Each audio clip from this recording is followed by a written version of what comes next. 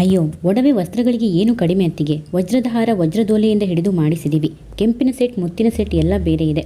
ಆದರೆ ಪ್ರತಿಭಾನ ಕೊಡಲ್ಲ ಅನ್ಲಿಕ್ಕೆ ಬೇರೆ ಕಾರಣ ಏನೋ ಇದೆ ಅನಿಸುತ್ತೆ ಎಂದರು. ಪ್ರತಿಭಾನ ಕೊಡಲ್ಲ ಅಂದರ? ಪಂಕಜಮ್ಮ ಹೌಹಾರಿದಂತೆ ಕೇಳಿದರು. ನಾವು ಈಗ ಗಂಡ ಹೆಂಡತಿ ಮುಂಬೈಯಲ್ಲಿರ್ತೀವಿ. ಇವನಿಗೆ ಅಮೆರಿಕಾದ ಒಂದು ಭಾರಿ ಕಂಪನಿಯಲ್ಲಿ ಕೆಲಸ ಇರೋದು ಗೊತ್ತಲ್ಲ. ಇನ್ನು 10 ವರ್ಷ ಅಲ್ಲಿ ಒಪ್ಪಂದ ಇದೆ. ಇವನ ಅಲ್ಲಿನ ಓದು ವಿದ್ಯೆಗಳಿಗೆ ಆ ಕೆಲಸ ಸರಿಯಾಗಿದೆ. 10 ವರ್ಷ ದುಡಿದು ಅನುಭವ ಗಳಿಸಿ ಬರ್ತೀನಿಂದ. ಇವರು ಗಟ್ಟಿ ಗಡತವಾಗಿದ್ದಾರೆ. ಅಮೆರಿಕಾದಲ್ಲಿ 30 ವರ್ಷದಿಂದ ದುಡಿದು ಸಾಕಾಗಿತ್ತು. ಅಲ್ಲಿ ದುಡಿದದ್ದು ಇಲ್ಲಿ ತಂದು ಹಾಕಿ ಆಸ್ತಿ ಮಾಡಿಕೊಂಡಿವಿ. 10 ವರ್ಷ ಇವರು ಫ್ಯಾಕ್ಟ್ರಿ ಪಾಲುದಾರಿಕೆ ನೋಡ್ಕೋತಾರೆ.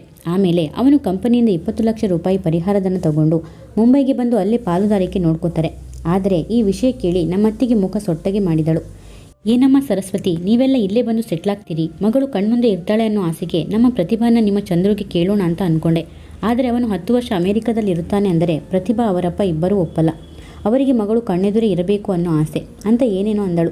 ನಾನು ಸೂಕ್ಷ್ಮ ತಿಳಿದುಕೊಂಡು, ಅಯ್ಯೋ, ನಮ್ಮ ಬಳಗದಲ್ಲಿ ಮಾಡಿಕೊಡ್ಲಿಕ್ಕೆ ನಮ್ಮ ಚಂದ್ರಿಗೂ ಇಷ್ಟವಿಲ್ಲ, ನನಗೂ ಇಷ್ಟವಿಲ್ಲ ಅಂತ ಹೇಳಿದೆ. ಆಮೇಲೆ ನಮ್ಮ ವನಿತಕ್ಕನ ಮನೆಗೆ ಹೋದಾಗ ನಿಜವಾದ ವಿಷಯ ಗೊತ್ತಾಯಿತು. ಕಾಲೇಜಿನಲ್ಲಿ ಓದುವಾಗಲೇ ಯಾವನೋ ಒಬ್ಬ ಲೆಕ್ಚರನ್ನು ಪ್ರೀತಿಸಿದ್ದಳಂತೆ.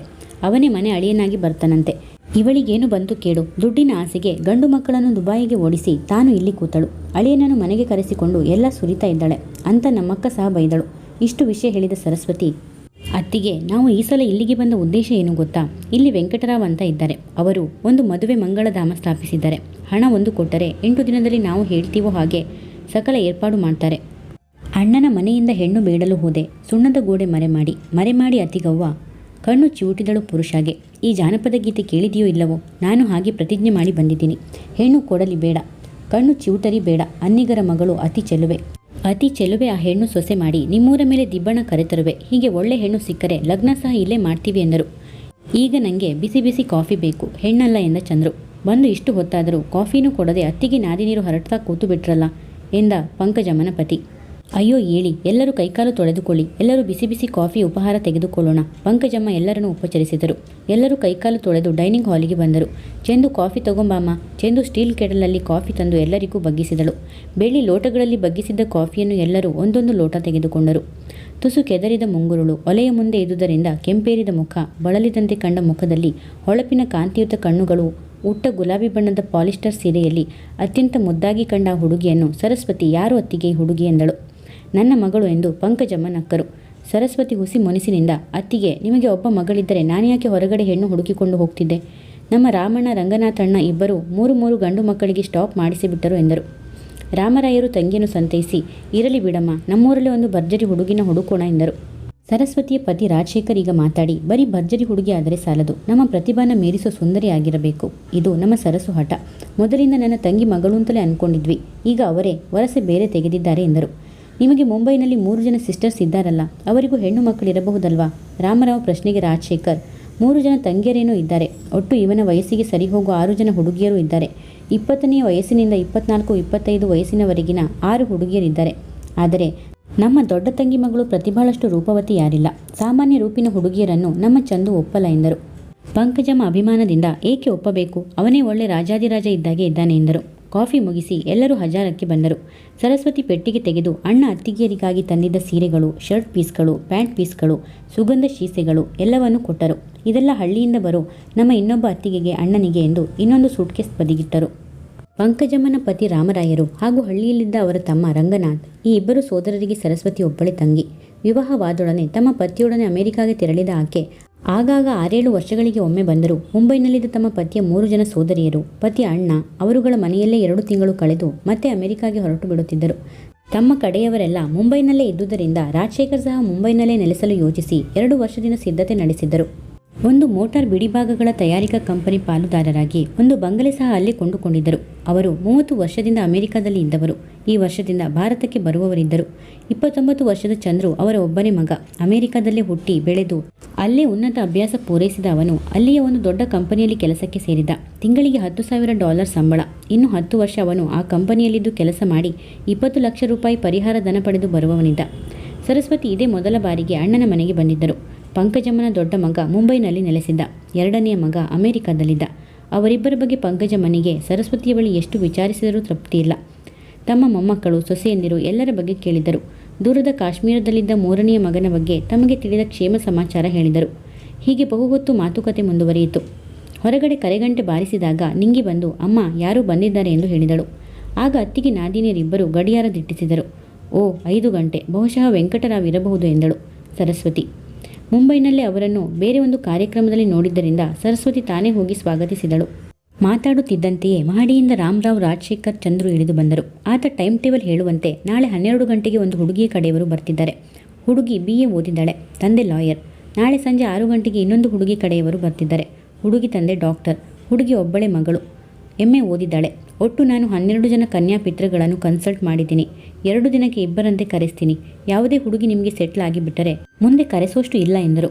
ಜಾತಕ, ಗೋತ್ರ ನಿಮಗೇನು ನಂಬಿಕೆ ಇಲ್ಲ ಅಂದ್ರಿ, ಆದರೆ ನಾನು ಹೆಣ್ಣಿನವರಿಂದ ಪ್ರಾಬ್ಲಮ್ ಬರಬಾರದು ಅಂತ ಎಲ್ಲ ನೋಡಿಸಿ ಬಿಟ್ಟಿದ್ದೀನಿ ಎಂದರು.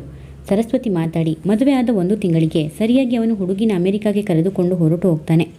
3-4 ವರ್ಷಕ್ಕೆ ಒಮ್ಮೆ ಅವನು ಕರೆದುಕೊಂಡು ಬರ್ತಾನೆ. ಇನ್ನು 10 ವರ್ಷ ಅವನು ಅಮೆರಿಕದಲ್ಲೇ ಇರಬೇಕು. ಅದು ನಿಮಗೆ ಗೊತ್ತಿದೆ ತಾನೆ? ಅದೆಲ್ಲ ಹೇಳಿದ್ದೀರಾ? ಹೇಳಿದ್ದೀನಿ ತಾಯಿ, ಕನ್ಯಾ ಪಿತೃಗಳಿಗೆ ಎಲ್ಲ ಹೇಳಿದ್ದೀನಿ. ಇಲ್ಲಿ ಬಂದಾಗ ಹುಡುಗಿ ಮನಸ್ಸಿಗೆ ಒಪ್ಪಿಗೆ ಆದರೆ ತಾವು ಮಾತಾಡಿ ಎಂದರು. ಒಟ್ಟಿನಲ್ಲಿ ನಿಮ್ಮ ಕಲ್ಯಾಣ ಧಾಮದಲ್ಲಿ ಮದುವೆ ಧಾಮ್ ಧೂಮ್ ನಡೆದು ಬಿಟ್ಟರೆ ವಾಸಿ ಎಂದರು. ಆಗ್ಲಿ ತಾಯಿ, ಚಿಕ್ಕರಾಯರು ಬಾಸಿಂಗ ಕಟ್ಟಿದ್ದು ನಾನು ನೋಡಬೇಡವೇ ಎಂದರು. 8 ದಿನ ಕಳೆಯಿತು. ಪ್ರತಿದಿನ ರುಚಿಯಾದ ಊಟ, ತಿಂಡಿ, ಹರಟೆ, TV, ವಿಡಿಯೋ ಇತ್ಯಾದಿ ವಿನೋದಗಳು. ಸುಮಾರು 8 ಹೆಣ್ಣುಗಳು ಕನ್ಯಾ ಪರೀಕ್ಷೆಗೆ ಬಂದಿದ್ದವು. ಎಲ್ಲರೂ ಡಾಕ್ಟರ್, ಇಂಜಿನಿಯರ್ ಮುಂತಾದ ಶ್ರೀಮಂತರ ಮಕ್ಕಳೇ, ಓದಿದ ಹುಡುಗಿಯರೇ. ಆದರೆ ರೂಪದಲ್ಲಿ ಚಂದ್ರುವಿಗೆ ಮೆಚ್ಚುಗೆಯಾದ ಹುಡುಗಿ ಯಾರೂ ಸಿಗಲಿಲ್ಲ. ದಿನ ಸೌಂದರ್ಯ ಮಾಡಿದ ರುಚಿಯಾದ ತಿಂಡಿ ತಿಂದಿದ್ದೇ ಲಾಭ. ಆದರೆ ವೆಂಕಟರಾವ್ ಬಂದು ಭರವಸೆಯಾಗಿ ಮಾತಾಡುತ್ತಿದ್ದರು. ನೀವೇನೂ ಚಿಂತಿಸಬೇಡಿ, ನನ್ನ ಬಳಿ ಇನ್ನೂ ಸಾಕಷ್ಟು ಜಾತಕಗಳಿವೆ. ನಿಮಗೆ 100 ಹೆಣ್ಣು ದರ್ಶನ ಮಾಡಿಸುತ್ತೇನೆ. ಪ್ರತಿ ಹೆಣ್ಣು ಕರೆಸಿದಾಗಲೂ ಆತನಿಗೆ 5 ರೂಪಾಯಿ ಕಮಿಷನ್. ಜೊತೆಗೆ ಚಂದ್ರು ಒಪ್ಪು ಹುಡುಗಿ ಸಿಕ್ಕಿದೊಡನೆ 500 ರೂಪಾಯಿ ಕಮಿಷನ್. ಹೀಗೆ ಅವರ ವ್ಯವಹಾರ. ನಮ್ಮೂರಿನಲ್ಲಿ ಈ ಥರ ಗಂಡು ಹೆಣ್ಣಿನ ದಲ್ಲಾಳಿ ವ್ಯವಹಾರದವರು ಇದ್ದಾರೆ ಅಂತ ನನಗೆ ಗೊತ್ತಿಲ್ವೇ? ಪಾಪ, ಈ ಹುಡುಗಿಗೆ ತಂದೆ ಇಲ್ಲ. ಯಾರೋ ಹೊರಗಿನವರು 4 ಕಾಚಿಪೂಚಿ ವರಗಳನ್ನು ತೋರಿಸಿ ಸುಮ್ಮನಾದರು. ಇವಳಿಗಾಗಿ ಗಂಡು ಹೆಣ್ಣುಗಳನ್ನು ನೋಡೋದು ಯಾರು? ನಾಳೆ ವೆಂಕಟರಾವ್ ಅವರನ್ನು ವಿಚಾರಿಸಿ ನೋಡ್ತೀನಿ ಎಂದರು. ಮಾರನೇ ದಿನ ವೆಂಕಟರಾವ್ ಚಿಕ್ಕಬಳ್ಳಾಪುರ ಲಾಯರ್ ಲಕ್ಷ್ಮಣರಾವ್ ಅವರ ಮಗಳು ವಿಜಯಲಕ್ಷ್ಮಿ ಎಂಬ ಹುಡುಗಿಯನ್ನು ನೋಡಿ ಬರುವ ಕಾರ್ಯಕ್ರಮ ಕುರಿತು ಹೇಳಿದರು. ಹುಡುಗಿ ಚೆನ್ನಾಗಿದ್ದರೆ ಮಾತ್ರ ಹೇಳಿ ಸ್ವಾಮಿ, ಬರೀ ಶ್ರೀಮಂತರ ಮಗಳು, ಓದಿದ ಹುಡುಗಿ, ಈ ವಿಷಯ ಮಾತ್ರ ಪ್ರಧಾನವಾಗಿ ತಗೋಬೇಡಿ ಎಂದು ಚಂದ್ರು ಬೇಸರದಿಂದ ಹೇಳಿದ.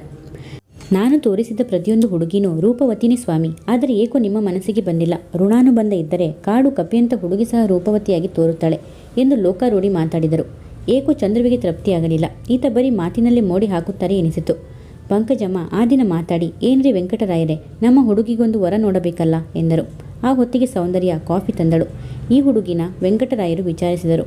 ಹೌದು, ನಮ್ಮಲ್ಲಿ ಬಾಡಿಗೆಗಿದ್ದಾರೆ. ಹುಡುಗಿ ನೋಡಲಿಕ್ಕೆ ಮುದ್ದಾಗಿದ್ದಾಳೆ. Second PUC ಪಾಸಾಗಿದ್ದಾಳೆ. 25,000 ರೂಪಾಯಿ ಖರ್ಚು ಮಾಡಿ ಮದುವೆ ಮಾಡ್ತಾರೆ. ಬಿಸ್ನೆಸ್ ಮ್ಯಾನ್ ನಾರಾಯಣ್ ನಿಮಗೆ ಗೊತ್ತಿರಬಹುದು, ಅವರ ಸಂಬಂಧಿಕಳು ಈ ಹುಡುಗಿ ಎಂದಳು. ವೆಂಕಟರಾವ್ ಸೌಂದರ್ಯಳನ್ನು ದೀರ್ಘವಾಗಿ ನೋಡಿ, ಓಹೋ, ನಾರಾಯಣ್ ಅವರ ಸಂಬಂಧಿಕರ? ನಾನು ಆತನ ನೋಡಿದ್ದೇನೆ. ಅವರ ಮಗಳಿಗೆ ಗಂಡು ಕುದುರಿಸಿ ಕೊಟ್ಟೋನು ನಾನೇ. ನನ್ನ ಲಿಸ್ಟಲ್ಲಿ ಒಂದು ಹುಡುಗ ಇದ್ದಾನೆ. High school master, BA BEd ಓದಿದ್ದಾನೆ. ತಂದೆ ತಾಯಿ ಇಲ್ಲ. ಒಳ್ಳೆ ಹೆಣ್ಣು ಸಿಕ್ಕರೆ ಹೇಳಿ ಅಂದಿದ್ದ. ಆಸ್ತಿ ಪಾಸ್ತಿ ಇಲ್ಲ. ಪರ್ಮನೆಂಟ್ ಕೆಲಸ ಹೊಂದಿದೆ. ಯಾವ ಕೆಟ್ಟ ಹವ್ಯಾಸ ಇಲ್ಲ. ಒಳ್ಳೆ ಹುಡುಗ. ಹುಡುಗನನ್ನು ನೋಡ್ತೀನಿ ಅಂದರೆ ಕರೆಸ್ತೀನಿ. ಕರೆಸಿ, ಹೇಗಿದ್ದರೂ ನಾವು ಚಿಕ್ಕಬಳ್ಳಾಪುರಕ್ಕೆ ಹೋಗೋದು ನಾಳಿದ್ದು ಎಂದು ಪಂಕಜಮ್ಮ ಹೇಳಿದಾಗ, ಸರಿ, ನಾನು ಆ ಹುಡುಗನ ಬಳಿ ಮಾತಾಡಿ ನಿಮಗೆ ನಾಳೆ ಬಂದು ಟೈಮ್ ತಿಳಿಸ್ತೇನೆ ಎಂದರು. ಅದರಂತೆ ತರುವೆ ಎಂದು ಹೇಳಿ ಹೋದರು. ಸಂಜೆ 6 ಗಂಟೆಗೆ ಹುಡುಗ ಬರುವುದರಿಂದ ಸೌಂದರ್ಯ 5 ಗಂಟೆಗೆ ಹಾಲು ಬಾಯಿ ಪಕೋಡ ಮಾಡಿ ಕಾಫಿ ಡಿಕಾಕ್ಷನ್ ಹಾಕಿಟ್ಟಳು. ಪಂಕಜಮ್ಮ ಆ ದಿನ ಅವಳಿಗೆ ಸಣ್ಣ ಜರಿಯಂಚಿನ ಗುಲಾಬಿ ರೇಷ್ಮೆ ಸೀರೆ ಹಾಗೂ ವಾಲೆ, ಜುಮ್ಕಿ, ನೆಕ್ಲೆಸ್ ಕೊಟ್ಟರು. ಗುಲಾಬಿ ಸ್ಫಟಿಕದ ದಂಡೆ ಕಟ್ಟಿಸಿದರು. ಸೌಂದರ್ಯ ಅವರ ಒತ್ತಾಯಕ್ಕೆ ತಲೆಬಾಗಿ ತನ್ನ ಬಳಿಯಿದ್ದ ಗುಲಾಬಿ ಬಣ್ಣದ ಕ್ವೀನಿ ಕುಪ್ಪುಸ ಧರಿಸಿ ಆ ಸಣ್ಣಂಚಿನ ಗುಲಾಬಿ ರೇಷ್ಮೆ ಸೀರೆ ಉಟ್ಟಳು. ಸ್ನೋ ಪೌಡರ್, ಕಾಡಿಗೆ, ಕುಂಕುಮ, ತಿಲಕದಿಂದ ಅಲಂಕೃತಳಾದಳು. ವಾಲೆ, ಜುಮ್ಕಿ, ಹರಳಿನ ನೆಕ್ಲೆಸ್ ಹಾಗೂ ಹೂದಂಡೆಯಿಂದ ಅಲಂಕೃತಳಾದಳು. ವೆಂಕಟರಾವ್ ಜೊತೆಗೆ ಹುಡುಗ ಬಂದಾಗ 6:15. ಹುಡುಗ ಕಪ್ಪಗೆ ಎತ್ತರವಾಗಿದ್ದ. ಸಣ್ಣ ಸಣ್ಣ ಕಂಗಳು, ಗಿಣಿ ಮೂಗು, ಕೊಂಚ ಸಣಕಲು ಎಂದು ಹೇಳಬಹುದಾದ ನಿಲುವು, ಕೊಂಚ ಉಬ್ಬಲು. ನಾಗರಾಜ ಎಂದು ಪರಿಚಯ ಮಾಡಿಸಿದರು. ಸೌಂದರ್ಯ ಕಾಫಿ ತಿಂಡಿ ತಂದಳು. ದಿನ ಅತ್ಯಂತ ಸಾಧಾರಣ ಅಲಂಕಾರದಲ್ಲಿ ಅತ್ಯಂತ ಮುದ್ದಾಗಿ ಕಾಣುವ ಅವಳು ಈ ದಿನ ಅಪ್ಸರೆಯಂತೆ ಶೋಭಿಸಿದಳು. ದಿನ ನೋಡಿದಾಗ ಮಸಿ ಬಟ್ಟೆಯಲ್ಲಿ ಕಟ್ಟಿದ ಮಾಣಿಕ್ಯ ಎಂದುಕೊಂಡಿದ್ದೆ. ತನ್ನ ಸೌಂದರ್ಯ ಪ್ರಜ್ಞೆ ಕುಂದಿಲ್ಲ. ನಿಜಕ್ಕೂ ಈ ಹುಡುಗಿಯ ಸೌಂದರ್ಯ ಈ ದಿನ ಚಿನ್ನದಲ್ಲಿ ಕಟ್ಟಿದ ಮಾಣಿಕ್ಯದಂತೆ ಪ್ರಜ್ವಲಿಸಿದೆ. ನಾಗರಾಜ ಮಾತಾಡಿ, ಮದುವೆ ಹೇಗೆ ಮಾಡಿಕೊಟ್ಟರೂ ಪರವಾಗಿಲ್ಲ. ರಿಜಿಸ್ಟರ್ಡ್ ಮ್ಯಾರೇಜ್ ಆದರೂ ನಾನು ತಯಾರು. ಬೇಕಾದರೆ ಹುಡುಗಿ ಹೆಸರಲ್ಲಿ 20,000 ರೂಪಾಯಿ ಫಿಕ್ಸೆಡ್ ಡೆಪಾಸಿಟ್ ಇಡಲಿ. ಏಕೆಂದರೆ ನನಗೆ ಬಂಧು ಬಾಂಧವರಾರಿಲ್ಲ. ಮದುವೆ ಹೀಗೆ ಮಾಡಿಕೊಡಿ ಅನ್ನೋ ಬಳಗಗಳಿಲ್ಲ ಎಂದ. ಆಗಲಿ, ನಾವು ಹುಡುಗಿ ತಾಯಿಗೆ ಅವರ ಸಂಬಂಧಿಕರಿಗೆ ತಿಳಿಸ್ತೀನಿ ಎಂದು ಹೇಳಿದರು ಪಂಕಜಮ್ಮ. ನಿಮ್ಮ ಒಪ್ಪಿಗೆ ಇದೆ ಅನ್ನೋದಂತೂ ಖಚಿತವಾಯಿತು ಎಂದರು ರಾಮರಾವ್. ಹುಡುಗ ತನ್ನ ಉಬ್ಬಲ್ಲುಗಳನ್ನು ಧಾರಾಳವಾಗಿ ಪ್ರದರ್ಶಿಸಿ ನಗುತ್ತಾ, ಖಂಡಿತ ಒಪ್ಪಿಗೆ ಇದೆ. ಹುಡುಗಿ ಬಡವರ ಮನೆಯವಳನ್ನೋದು ನನಗೆ ಮೊದಲ ಪ್ರಿಫರೆನ್ಸ್.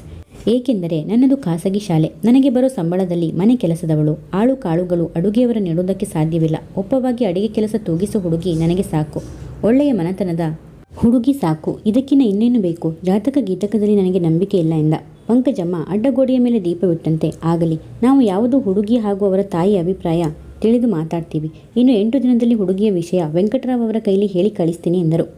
ಪ್ರಿಯ ವೀಕ್ಷಕರೇ, ಈ ಕಥೆ ನಿಮಗೆ ಇಷ್ಟವಾದರೆ ಒಂದು ಲೈಕ್ ಮಾಡಿ, ಕಮೆಂಟ್ಸ್ ಮಾಡಿ, ಶೇರ್ ಮಾಡಿ, ಸಬ್ಸ್ಕ್ರೈಬ್ ಮಾಡಿ ಮತ್ತು ಬೆಲ್ ಐಕಾನ್ ಕ್ಲಿಕ್ ಮಾಡಿ. ಇದರಿಂದ ನನ್ನ ಎಲ್ಲ ವಿಡಿಯೋಗಳ ನೋಟಿಫಿಕೇಷನ್ ನಿಮಗೆ ಬೇಗನೆ ತಲುಪುತ್ತದೆ. ಕತೆ ಕೇಳಿದ್ದಕ್ಕೆ ಧನ್ಯವಾದಗಳು.